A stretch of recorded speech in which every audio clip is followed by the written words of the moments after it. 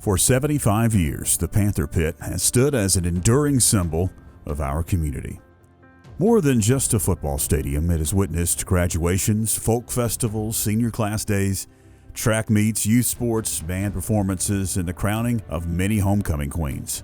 As for football, it's a place where countless young men forged their character, where small-town rivalries were ignited, where hometown heroes were discovered, at a place where generations of fans found a place to belong on Friday nights. Whether you were on the field, in the band, or watching in the stands, the Pit brings up nostalgic memories for all of us.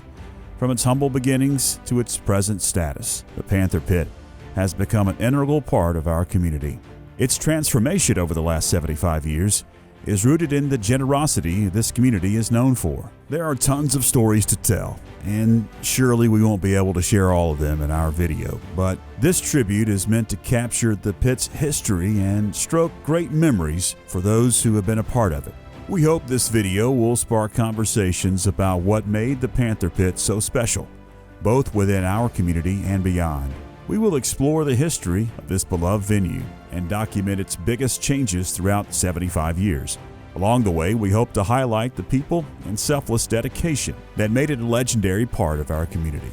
This documentary has involved many hours of research. We have scoured the local press archives and conducted numerous interviews with folks that have a first-hand account of the last 75 years. And we found two things that are certain. The Pit has received a ton of work over the last 75 years in terms of the field and playing surface, amenities for fans, and facilities for the players. These changes have been driven by the generosity of our local people. Civic groups and individual fans have given resources, time, and money to change it for the better. There is a ton of excitement about the future Franklin High School campus and the new Panther Pit. But let us first pause and say a proper goodbye to this one. We hope that you enjoy this video as we look back over the 75 years at our very own Panther Pit.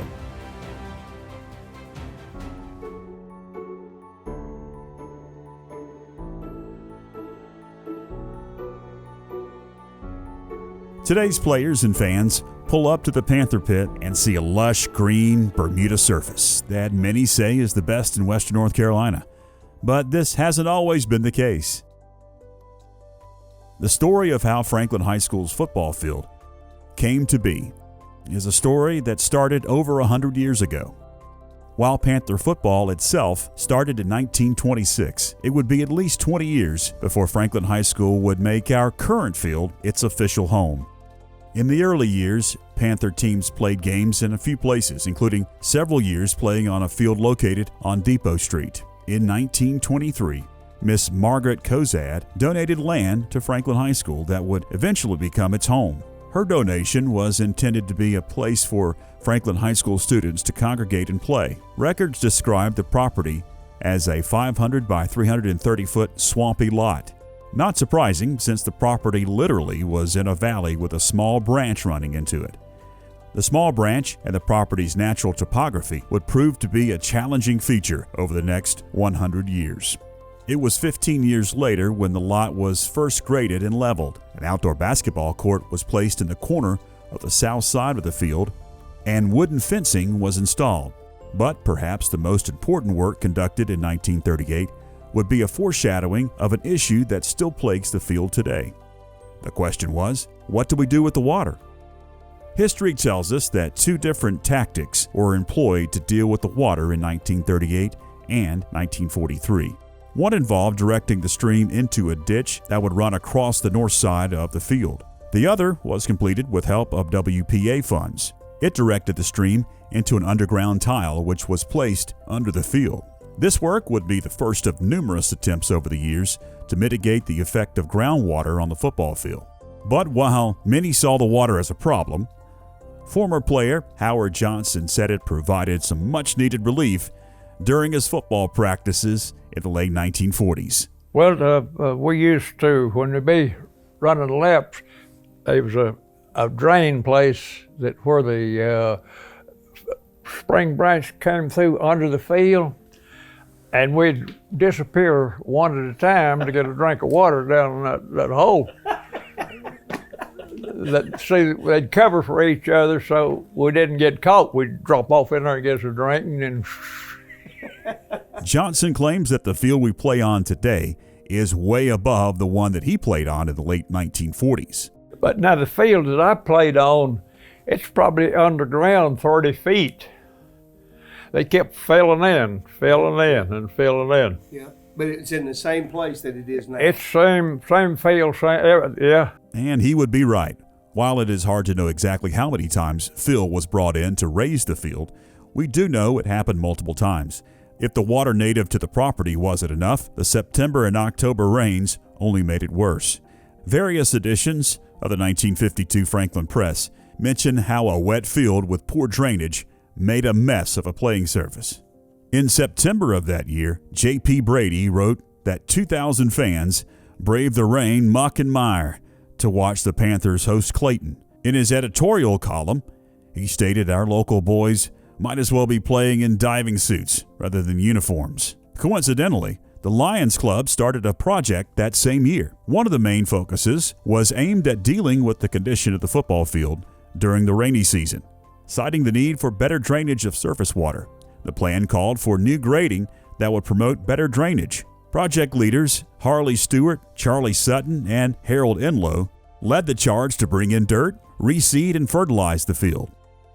Just a few years later, in 1956, the VFW donated another $1,000 to regrade the playing surface, with more fill dirt in addition to plugging new grass with fertilizer. While the 1960s didn't see any significant changes to the field, it did provide perhaps the most historic change in the 75-year history of the pit. The field was widely criticized as one of the worst surfaces to play on in western North Carolina. Over the years, many organizations and citizens had donated money, equipment, and time to seed, sod, and fertilize the hard-packed surface. But by early in the football season, what grass that managed to live through the summer in the hard-packed red clay had been beaten down. The field, for all intents and purposes, was usually bare. Between the groundwater issues and heavy rains of the fall, many Friday nights involved muck and mud. Quite frankly, when the ground was dry, it was hard. Harder than most places.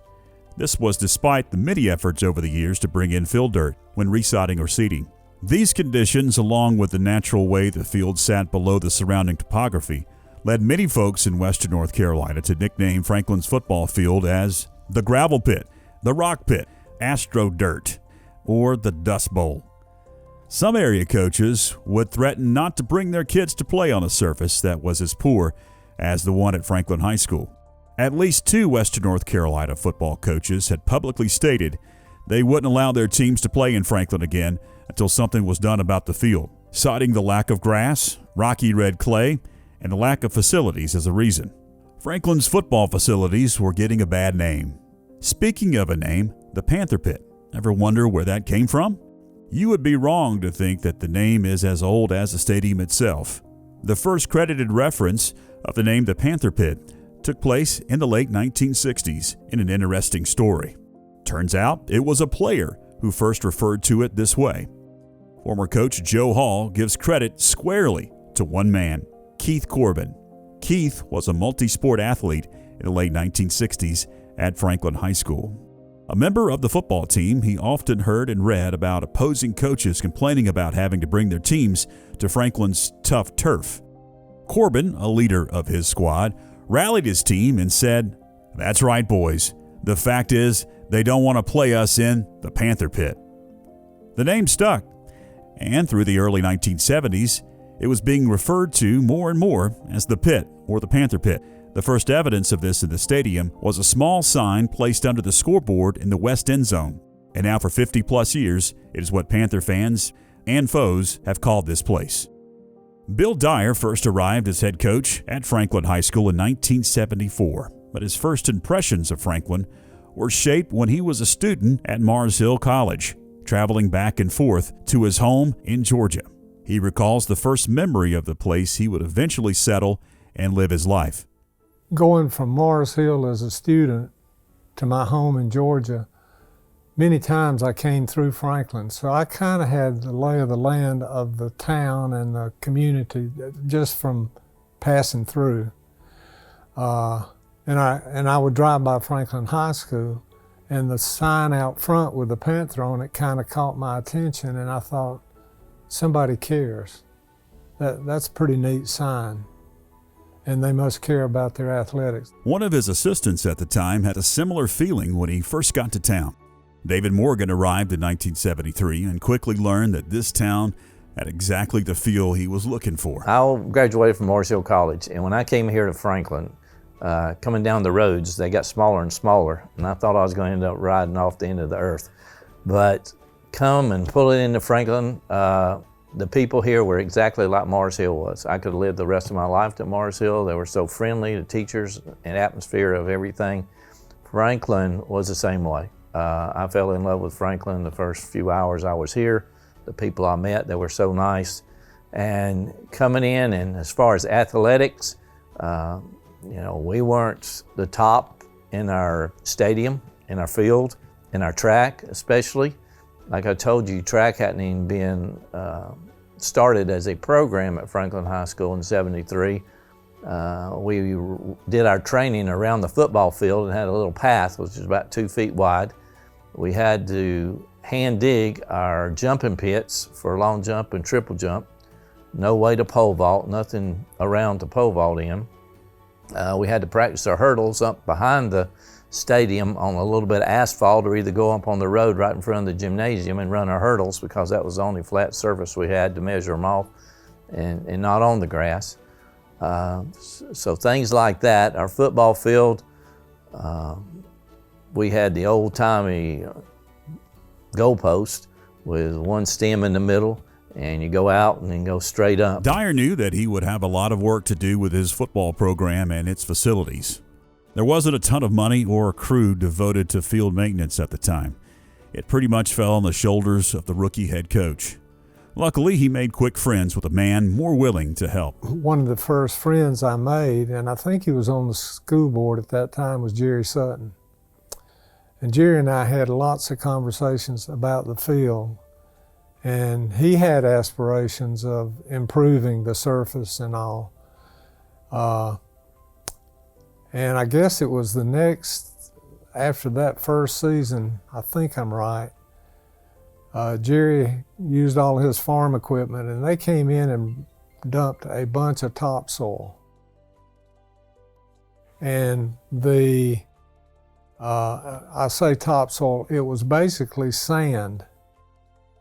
And what we didn't know at the time, and they cut that sand in trying to break the clay up, was the thinking. But the sand had some type of exotic weed in it. and that spring I looked out there and I thought, that ain't grass. Former Assistant Superintendent Gene Young had the same recollection about the playing surface and the challenges it presented. The field itself was always rough. We didn't pay that much attention to it because we didn't know any better. We didn't know people had other better fields. It was rough, and it was also wet. Up where the student parking lot was basically a cow pasture with the creek coming down. And they finally put the creek in a pipe that probably wasn't big enough because it never did handle the water correctly. But it wasn't student parking, and it wasn't used much for anything. There was a house right above it. Billy, I don't know whether you remember the house or not, but John Swan lived in it. It was about 30 yards, that would be west of where the steps come down now at the main entrance. There was a house there, and John Swan lived in it, and he was a good football player. He played, and he was a good basketball player. At the front of the campus, on one side where the road goes down now, the superintendent's office was there at that time. On the other side was the Tom Thumb restaurant. Later, in 1982, a joint effort of concerned citizens and athletic personnel embarked on yet another project that would address the field. Attention was given to the visitor side of the field, which historically stayed a mess from water runoff. Proper drainage and grading were installed to make it safer and more fan-friendly. The project also involved yet another field dirt project, topped with the sowing of modern, tougher turf. A sprinkler system was also installed to keep the grass watered and lush during the hotter and drier months of the year. In 1984, local officials gave the go-ahead in what would prove to be the biggest change to the Panther Pit's appearance. A 6-lane running track was approved that would allow the Panthers' track teams to practice and hold events, plus give the public a nice, comfortable place to walk or run in the evenings. The track, while a great addition, did include one heartache. The beloved pine trees that had surrounded the field for 35 years had to go. In the 60s and 70s, there were pines down there, and when you kicked an extra point, it would go over there and somebody'd have to go get it. So they took all of that out and tried to get the track in there. The track had to be forced in. There was never enough room, and it cost a fortune to get it in there. It was pretty expensive, and even at that, it was a trouble spot for years. There was just too much water, and Jack Mashburn, who was probably the smartest man I've worked with, was a maintenance guy, and he said, if you put it in there, you better put locks on both gates and throw away the key, because you don't need any traffic on that thing. And I don't think the traffic ever hurt it, because there wasn't much, just maintenance, and I guess the concession people drove over it a little bit, but the water never would settle down. In the years of 1992, 93, and 94, the Panther Pit playing surface underwent perhaps its biggest transformation. From grass to goalpost, the Panther Pit was rebuilt. Mr. Lewis Penland, a longtime friend and supporter of Franklin High School athletics in general, led this charge. Tons of sand and soil were trucked in. The field was professionally graded, a new irrigation system installed, and new grass, a much tougher, more resilient Bermuda grass. In addition, Franklin's asphalt track was rubberized. This was a big deal and took a lot of donations and hard work from the community to get it accomplished. It served not only the school well, as they would go on to secure conference, regional, and even a state track championship over the next 5 years, but the public in general utilized the track for exercise and rehabilitation. The Bermuda grass was plugged in the early 1990s, and it took hold and now stands as the most impressive natural surface around. While the 1992 project and planning started this, one should realize that it's the meticulous attention that is given year-round that has made it what it is today. Mr. Penland continued to contribute to the fertilizing of the field over the years. That regular feeding, along with the expertise lent by Richard Clark of Clark & Company, has kept it in pristine form. Various generous donations have afforded the school the finest equipment for its maintenance. These contributions, along with the many hours that coaches like Josh and Jay Brooks have spent, have cemented it as the finest natural surface in western North Carolina. What would a high school football game be without fans in the bleachers? Can you imagine a time when the Panther Pit had none? The September 1948 edition of the Franklin Press has a front-page article about the decision of local leaders to build a first-class athletic field on the campus of Franklin High School. Lighting installed in 1946 had allowed various sports and activities to take place on the field for years. But this group wanted what they had referred to as a concrete stadium that would be a permanent facility for their football program. On the eve of Monday, August 30th, 1948, a meeting was held at the Agricultural Building on the campus of Franklin High School. In addition to some local citizens, members of the Lions Club, Rotary Club, American Legion, and VFW were present. Bob Gaines was elected as chairman of this committee and appointed members Don Allison, Paul Russell, John Archer, and school principal at the time, W.H. Finley, in charge of the project. This was the community's first attempt at making a permanent home for the high school football team that would allow locals and visitors to sit comfortably, buy concessions, and root for their team. The project specifications called for a 500 to 600 seat concrete stadium. The estimated cost to build the stadium after donated material and labor was $1,000. The VFW offered to advance the committee $500 in order to get the project off the ground. Details are given to build seating with 8-inch concrete piers every 5 feet and use wooden seats on the span inside the two 35-yard lines. The plans also called to remove an existing wooden fence on the property and replace it with a metal fence between the field and stands, and to plant pine trees to act as a hedge all around the field. In preparation for the seating, Fred Moore had graded out the area where the bleachers would be poured. You can see that cut in this 1948 team photo where the Panthers are seated on the new bleachers.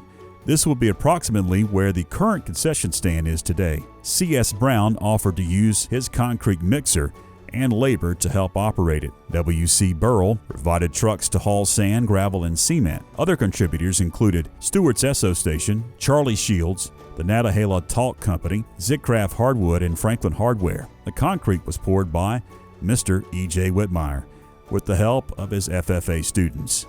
This initial work was done at a rapid pace. Hopes were that the Panther faithful would see some of these improvements as they prepared to host Andrews on September 17, 1948. In an article of the Franklin Press that month, they pointed out that the committee members agreed that additional funds would need to be raised as more improvements will be made in the future. It did not take long for that to happen. A November 11, 1948 Franklin Press article informs us that the price tag had been updated to an estimated $3,000 and that the entire cost except for $100 had been raised by public donations. Many local businesses had donated supplies and labor to keep the cost to a minimum. Cash contributions came from all over town, with the largest coming from civic and veterans organizations. The Lions Club, Chamber of Commerce, and VFW all donated proceeds from their recent benefit air show conducted at the Macon County Airfield on September 19th. Countless citizens and businesses donated anywhere between $2 and $25. Excitement about football was taking hold in Franklin, North Carolina. In early November of 1948, a meeting of athletic and school officials, citizens, and all boys in the high school was called by then Superintendent of Macon County Schools, Mr. G.L. Houck. The purpose was to drive kids back to not only playing football, but athletic competitions in general. The school had recently hired its first athletic director, and interest had been growing. Only 5 months later, in March of 1949, Bob Gaines and his committee met in the showroom of Burrell Motor Company, where an ambitious plan to triple the stadium's seating capacity, as well as fence and shrub the entire perimeter of the field, were discussed. The Franklin High School Stadium officially was dedicated on October 21, 1949. The October 20th, 1949 Franklin Press has a front-page story about the stadium dedication, and it was apparent that the project had indeed grown as a result of the March 1949 meeting. The article details that the stadium cost around $10,000 and seats over 1,800 fans. The expanded facilities had improved restrooms and had a dressing room area added for players. The article states the original 600-seat venue was built and quickly became obvious that it wasn't going to be large enough to seat the fans, and the size had to be tripled. The dedication states that this is the largest and best constructed stadium in all of Western North Carolina. Although the stadium was fully dedicated on this date, the community already had plans for more improvements. There were small projects planned, such as the installation of a PA system and higher quality lighting. A June 1952 article in the Franklin Press told readers that the Lions Club, under the direction of George R. Patillo, were planning on building a new and improved press box. It would be a 2-story block building that would require the demolition of the one just built. At 11 feet by 11 feet, it would have concessions in the lower section and a press section on the second floor. An 8-foot glass observation window would allow concession workers to watch the game while serving patrons. The plan also called for speakers to be attached to the corners. The Lions Club also planned a renovation of the turf with fill dirt, reseeding, and fertilization. The estimated cost was $350, and citizens were directed to contact either Harley Stewart, Harold Enlow, or Charlie Sutton if they wanted to donate money. In the August 21, 1952 Franklin Press, there was an article where the full Lions Club endorsed the project and it was set in motion. It was a success and raised twice the amount needed. and it was all spent on a nice 2-story structure at the improving stadium. In the September 25, 1952 edition of the Franklin Press, J.P. Brady talks about the 2,000 fans that braved the rain to watch the home Panthers beat Clayton. Brady was also excited about 2 more projects started for the improvement of the football field. The Lions Club, fresh off building a new press box, were eyeing a plan to provide bleachers to the visitor side of the stadium. And Dr. Furman Angel, a huge Franklin football fan, backed the move to bring the first electronic scoreboard to the stadium. Dr. Angel raised the money to buy the scoreboard with the help of many local citizens. The scoreboard cost $1,267 and was state-of-the-art for that era. Contributors to the scoreboard were Dr. Furman Angel, Lake Shope, Kate McGee, John M. Archer, E.W. Renshaw, Harley Stewart, Parker Norton, Marie Rogers, Dr. Ben P. Grant, Grace White Allen, Norman Blaine, and W.N. Sloan. And Franklin opened its 1953 season hosting Andrews with a new press box and electric scoreboard on full display. With some minor adjustments to seating and landscaping in 1956, Franklin had a stadium that would accommodate fans for many decades to come. It concluded a remarkable 8-year transformation of a swampy lot donated in 1923 to a solid venue for high school football. Articles in the press routinely talk of crowds in excess of 2,000 or 3,000 at ball games, and the field also became a gathering place for locals. Each year, Franklin held a folk festival that featured arts, crafts, and music, and this continued for many years to come at the stadium. The summer of 1976 brought the first major renovation to the Panther Pit's facilities in 20 years. These renovations were expansive, and what head coach Bill Dyar would refer to later as perhaps divine providence. More on that later. The Panther Pit was far behind in terms of amenities for spectators, and it simply did not meet state standards to host playoff games. When I first saw the football stadium, the Panther Pit, I was shocked because that was not my previous experience in other schools, at how low the stands, home side stands were and how far back they were from the field. And I thought, it's kind of hard to get people to engage and be enthusiastic about what's going on the field when you're that remote. It was run down. It needed a lot of work. As a new head coach, Dyar had adopted a stadium that needed renovation. He was happy to see that local people cared and were willing to act. The Booster Club used to meet in the football stadium I guess during football season, and I was invited to come, and again, Jerry Sutton was very involved with that. But I think whoever called the meetings is kind of a nice move to bring people right there in the stadium and say, the people that you knew cared and supported, to bring them into that stadium and have a meeting. I mean, what better testimony can you give? And even the first year I was here and the Booster Club was meeting there, one of the topic of conversations is we got to do something about the stadium. Dyar was quick to point out the leadership and manual work that his longtime friend Jerry Sutton lent to the football program during those years. You've got to have community leadership. I mean, you can have people with the best intentions, but somebody's got to step out. Dyar also fondly recalls the service from a man who many consider the biggest Panther fan of all time. Tommy, he and I we re-roofed my house in town and replaced some windows and stuff. But when it came time for us, and we've been in the house we're in now for 25 years, Tommy had retired from house building and was doing staircases in Highlands and Cashers. And I called him up, called his son first, and then I called him. I said, Tommy, I want to build a house. Will you do it? There's a big old long pause. I guess so. Tommy Roden, for decades, helped athletic programs at Franklin High School, and he was a huge part of the 1976 project. He led the charge in constructing so many of the structures that served Panther fans for years. While many knew him as a fan who attended every game he could, many might not know how much he did to help. Tommy built a lot of stuff. We recognized him one night when I was principal over there, and I wish we had done more for Tommy. Tommy did a lot of things, and I wish he could be sitting right here instead of me. The summer of 1976 stadium renovation created a lot of excitement and involved many people. Up until this time, the visiting team's bleachers were limited and quite frankly dangerous. Once removed, Macon County Rec Park officials actually moved their bleachers into the area each week to provide adequate and safe seating. In addition, permanent concession stand and visitors' restrooms were added. On the home side, the concession stand was totally redone and restrooms were added for the general public. At that time, Tommy Roten took the old restroom and created a coach's office that would include a private place for coaches and game officials to change and to shower. With the renovations, Tommy Roten, they had redone the bathrooms and the press box and everything. And Jerry Sutton and I went, I don't know where he found it or how he found it, but he and I went to Andrews, and the glass that's on the front of the press box, we hauled back in his truck to Franklin for them to put those, and that glass weighed a ton. I don't know where it came from or anything, probably military surplus.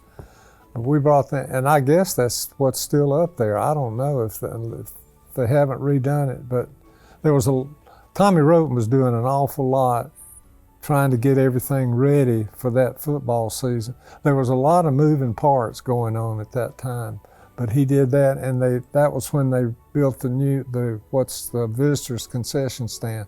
It was an old plywood building that had been there before. Aside from enhanced lighting, the other big change came with the home side bleachers. Up until this point, Franklin fans were still sitting in the original bleachers from 1949. Not only did they need an upgrade, they were so far away from the actual field of play. What happened in the summer, the spring and the summer, is if you look at it now, there's a massive wall that's right behind the first set of bleachers that are there. And that first set of bleachers, on the home side, that first set of bleachers were bought new. That was the first year we used them. And they had this massive wall because you had the old stands were so far back that they built the wall, and you still had the old stands behind that wall. So it was filled, the old stands were covered with fill dirt. And then that was paved over, and then more of the bleachers from the rec park were lined up on the top level, which are now permanent. But that was the construction project. These original bleachers would actually be underneath the present-day concession stand that was built in 2002. And as you could imagine, this left an incredible amount of distance between the fans and the field. Many Panther fans may recall that the light poles were actually between the crowd and the game. According to former player Chuck Sutton, a single string tied between the poles separated the sidelines from an area where small kids would play tag football during the games. Sound familiar, huh? Sutton recalls his FFA group taking time from class to help demolish the old bleachers in preparation for fill dirt that would be placed over top. This required a concrete retaining wall to be poured and create 2 levels on the home side that still exist today. New seating was placed in front of the wall to bring fans closer to the game. The upper tier was filled and paved to create a level for the new and improved 2-story concession stand and press box. Temporary bleachers were brought in for the upper level on either side of the press box. This kept an incredible summer of work at the pit. The 1976 playoff run included 3 state playoff games in the Panther Pit that simply would not have happened if not for the renovations earlier that summer. As fate would have it, Dyar's We Believe bunch got to play at home, a key part in their success in securing the 1976 North Carolina 2AA state championship. The only game we had on the road was Charlotte Catholic. And the brackets, there were, you start out with 16 teams, and you're playing conference champions each week. And if we had not improved the stadium, if it had not been improved, we would not have qualified to host a home game. You're talking about divine providence or whatever you want to call it. We'd have had to play 4 road games. It was early 1982 when concerned parents and fans stepped in and started the first of several renovations. The first step was a general cleaning, fixing up, and rebuilding, including repairing and repainting the bleachers and adding a large and inviting gesture to the opposing teams and fans.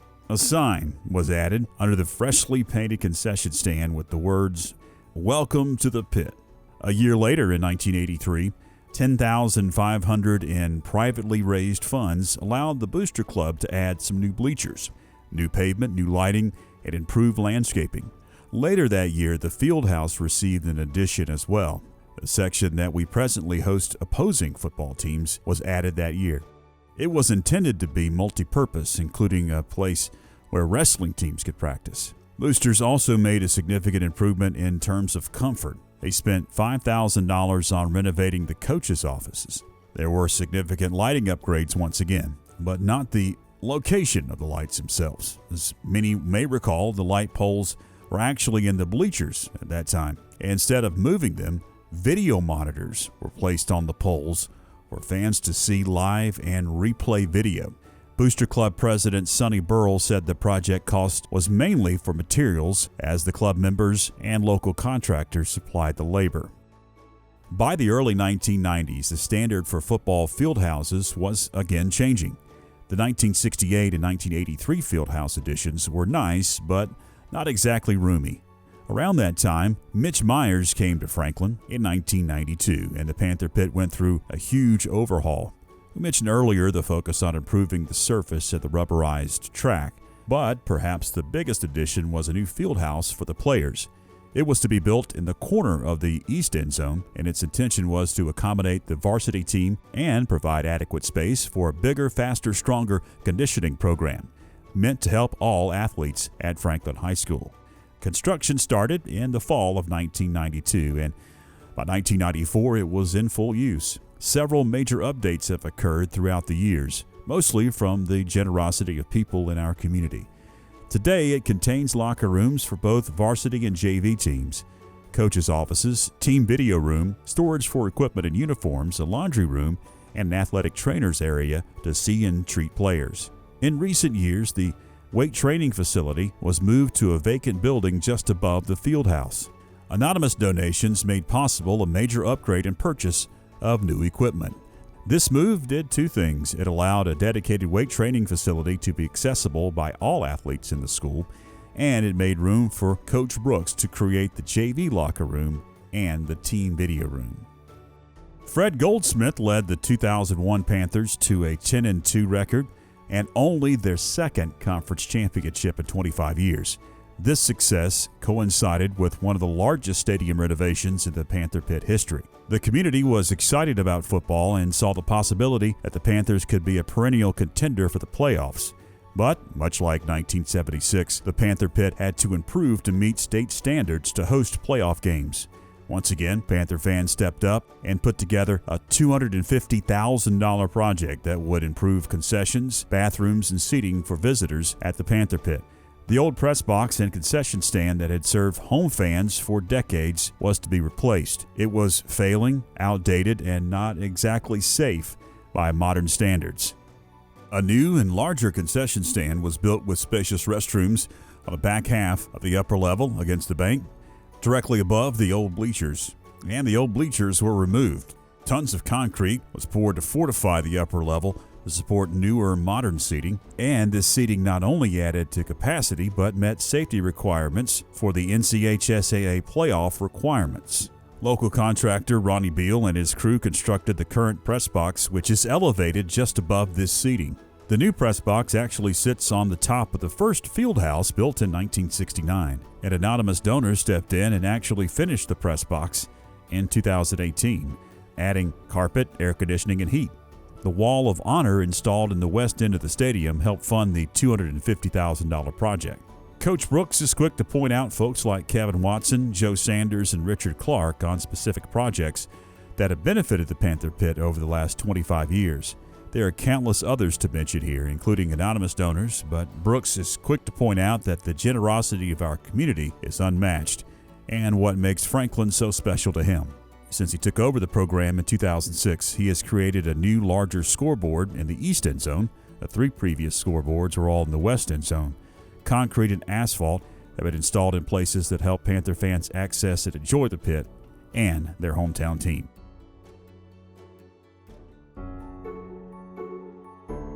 So where is Panther football going? Luckily, not far. In December of 2021, county leaders began a thorough due diligence project to explore the feasibility of replacing Franklin High School on its existing campus. In May of 2023, the Macon County Commissioners and the Macon County School Board jointly signed a memorandum of understanding reaffirming their commitment to the Franklin High School project. Part of this agreement was based on their intent to use funds received from a needs-based public school capital fund for the project's construction.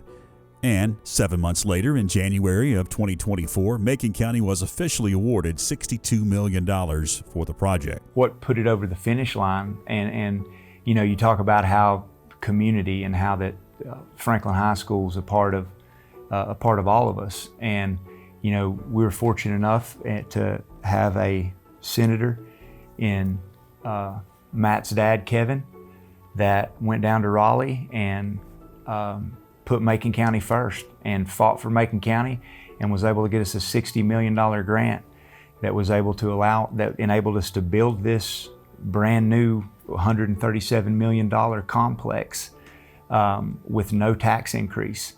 And you know, that speaks volumes. I don't think that you can truly understand how big of a deal that is, that how fortunate we are here in Macon County, how much God has shown favor on Macon County, just the ability to be able to do what we're about to do in this coming year. It's going to be a spectacular venue. It's going to be first class, and it's going to be right where it is right now. So the pit, it's still going to be the pit. I mean, it's still going to be the place that we've all called home for all these years, and that's been made possible by the hard work of a lot of people. A lot of people. Current boards, previous boards. Current boards, previous boards, you know, commission boards that were made up of football players and football fans that have been fiscally responsible, not just for a few years, but for decades. And that has allowed us to be able to have money to go with that grant we got. So all those things, the people and the leaders of our community, they've really, and nobody has lobbied harder for it locally than Mr. Shields. To watch him and the passion and the drive with which he was able to get this project over the finish line. He and you know, Commissioner Josh Young, another icon in Franklin High School football, and you know, a huge part of the Franklin High School project, the votes that he cast and the links that he went to be sure that this project happened. Watching both those men who had direct ties to this program, that was just, it was very special to work with them and to watch them as they made this happen. It's such a complex group of characters that are playing to make this happen, and it's a lot of passion, a lot of folks who are very passionate about the project, and a lot of fiscal responsibility from boards in the past that set us up as a county to be able to afford a project like this. As construction begins, the first phase of a 3-phase project to replace Franklin High School with a new modern facility will involve demolition of the Panther Pit, and the current playing surface and stadium will be shifted to the east. There'll be new bleachers, new scoreboard and press box, and artificial turf, along with a brand new track. But as so much will change, much will stay the same. The crowd, the players, the community spirit that made the Panther Pit so special for the last 75 years is sure to carry on in this new place. And we invite all of you to be a part of it.